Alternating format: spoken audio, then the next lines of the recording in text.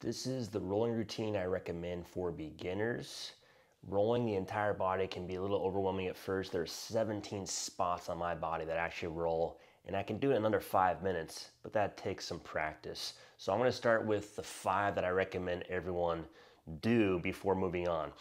First thing is gonna be the glutes or the hip rotators. So I'm gonna sit on this foam roller.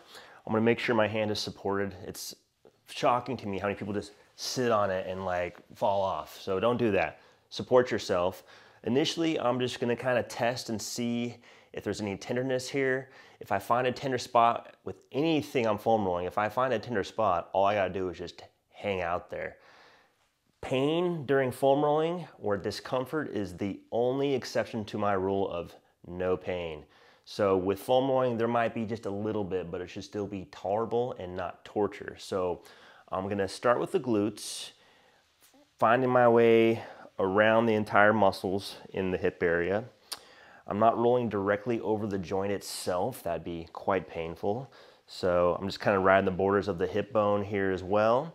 Now, if I want to deepen this, I'm gonna cross my leg, and that's gonna allow me to bring those muscle tissues more to the surface and also change the position of some of those muscles as my hip goes into external rotation. So I can feel it a lot deeper. You may not need that though. You may just start here. I'm gonna spend about 20 to 60 seconds per spot. If it's more tender, 60 seconds is ideal.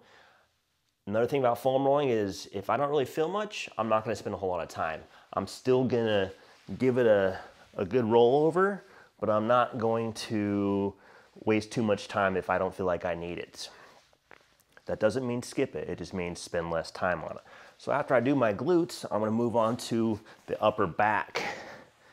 Now, I say upper back because I want you to start above where the ribs end. So make sure you're kind of mid-back. If in doubt, just favor the upper part of your spine. So I'm gonna start there, cross my arms, and I'm just gonna roll along the shoulder blades as high as I can. Common things that happen, people will let the foam roller slip out. You know, you'll figure it out with practice. They'll also get their ponytails trapped, hoodies. You learn from experience. So I'm hitting the upper back here. I'm gonna cross my arms one way. Maybe I'm gonna lean or favor one side more than the other. Again, looking for those tender spots. You might get some good pops in there, which is always pretty satisfying. I'm also gonna switch my arms over like this. Since I'm already here, I'm gonna do what's called a thoracic spine extension or T-spine extension. Bring my hands behind my head. My hips are supported down here. Same deal, I'm kind of above the mid-back, and I'm just gonna brush over this foam roller. Maybe do a few reps, and then I'm gonna move up a segment of the spine, a couple segments of the spine, do the same thing. I'm gonna go as high as I can without the foam roller slipping out, and just get some nice T-spine extension there. Okay, now I'm gonna move into my posterior shoulder, commonly referred to as rolling the lats. There's a lot more muscles in here. A lot of the rotator cuff muscles are gonna be targeted with this one. So this is tender on a lot of people. You might just find that you just need to hang out here. So just get that foam roller up into the deepest corner of the armpit as you can, and move around a little bit, find those tender spots. You can also add some motion through the joint itself. And now if I want to get the full lats, well, you covered that with the back, but I'm gonna maybe roll a little bit more along the side as well. If you're a pretty lean person, that can be painful because you're pretty much rolling along your rib cage. So you may not want to do that, but definitely make sure you get up in this armpit area and work that. And of course, you're gonna do both sides, but for time's sake, I'll skip that.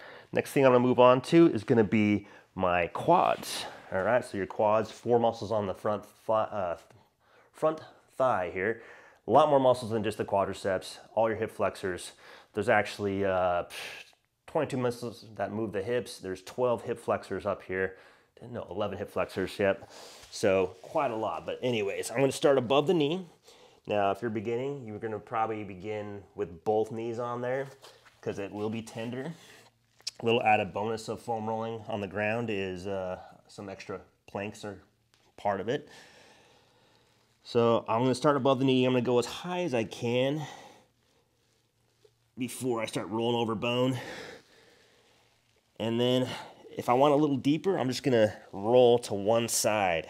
So I'm gonna kind of lean into that side of just one leg, and I'm gonna work my way up the entire length of the quadriceps or that thigh muscle, and I'm gonna work my way back down. Slower is deeper with all foam rolling. Again, if I find a tender spot, I might just hang out on it. Okay, if you go too far to the side, you're hitting your IT band. I'm not opposed to that, but that's gonna be pretty painful relative to everything else. So you may not wanna start there, but I'm gonna hit the border of that IT band and work the quadriceps and all the hip flexors here that I can access. Okay, something else you can do to deepen that is I might find a spot where I basically pin the muscle down and I can add in some motion through the knee joint. So now, ooh, that's intense. Again, this is an advanced concept, but it can be very effective for increasing range of motion in a joint as well as reducing some tenderness you might be experiencing. But work your way up to that one, okay? That's also a good one to start where you just do both legs, and then I can do that joint action as I work my way up the muscle, okay? So that's the quadriceps. Since I'm already here, it's convenient for me to go right into the TFL. The TFL is a small muscle that connects to the IT band. It pretty much sits below the crest of the hip here. And if you find that part of your femur that sticks out or protrudes out the most, you can feel it by moving your leg. It's pretty much the widest part on your body for the most part.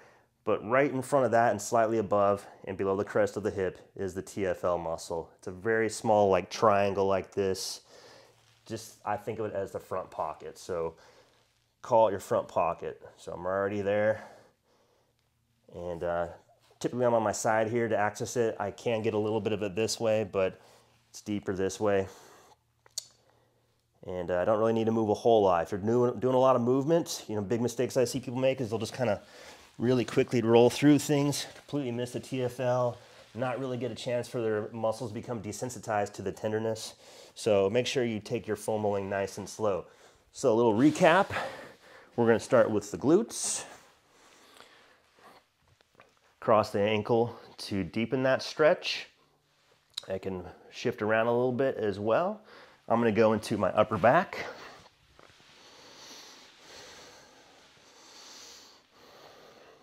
Slow it down, take my own advice. I'm gonna add a little thoracic extension here. Work my way up the segments. Keep my elbows in, I'm not gonna drop open, so I'm keeping my elbows in. We go into my lats, my posterior shoulder here, the rotator cuff right in the armpit. Getting into that. Turning on to my stomach now. I'm gonna get the quads, starting above the knee, work my way down, adjust as needed, nice and slow, all the way up. Not rolling over any of the joint or bone because it's very painful, so that should go without saying. And I'll work my way all the way back down as well. And as you become more experienced, you're basically gonna be able to probably blow through it a lot faster because I can roll over my entire body and not really find many tender spots that I don't need to focus on. So 20 to 60 seconds per spot. After I hit the quads, I'm hitting that top front pocket there of the TFL, just hanging out. And of course, we're gonna do both sides. You can go in any order you want. This is just the order that I like. So this is the beginner myofascial rolling routine.